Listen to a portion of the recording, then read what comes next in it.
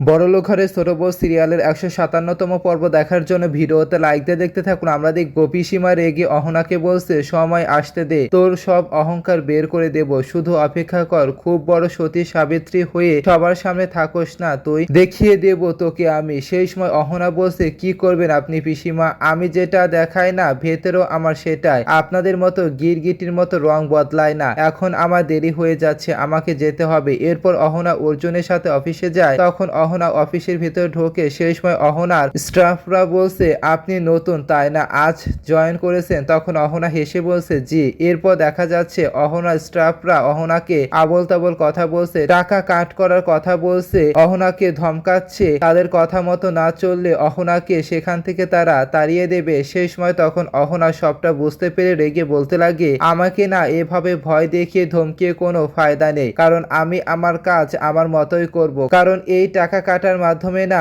আমার জীবন চালানো কোনো শখ বা প্রয়োজন নেই। হ্যাঁ, যদি আপনারা টাকা কাটারা আপনাদের চাকরি চালাতে পারবেন না, আপনাদের সমস্যা হবে, তো এতে আমি তো কিছু করতে পারবো না। এখন আমার কাজে আমি ব্যস্ত থাকবো, আমার কাজে আপনারা ডিস্টার্ব করবেন না। সেই সময় লোকগুলো বলতে লাগে, আমাদের কথা মতো না চললে, আমাদের সাথ না দিলে এখানে টিকতে পারবে না। তখন অহনা বলছে, ঠিক আছে, তো আমার জন্য এটা চ্যালেঞ্জ হলো না? না। তখনই অহনার স্টাফরা হাসতে লাগে আর বলতে লাগে, এখনো আপনার চেয়ারে বসেননি, এখনই আমাদেরকে চ্যালেঞ্জ দিচ্ছেন? সেই সময় অহনা রেগে বলছে, এই চেয়ার আমার জন্য খুব ইম্পর্টেন্ট, খুব দামি আর মহান, আমার পরিচয় এটা, আর এই চেয়ারের অপমান আমি বরদাস্ত করব না। এরপর অহনা বড় অফিসারের কক্ষে এসে আলাপ আলোচনা করে, ওর কাজের সব ডকুমেন্টস জানে, কিভাবে কাজ করতে হবে সব বুঝে আসে। এরপর অহনা বাড়িতে রাত্রে ফ্রেশ হয়ে আয়নার সামনে বসে। সেই সময় অর্জুন এসে বলছে, অহনা তোমার কেমন ছিল প্রথম দিন অফিসে? তখন অহনা বলছে, প্রথম দিন কেমনই বা থাকবে। সেই সময় অর্জুন বলছে, মানে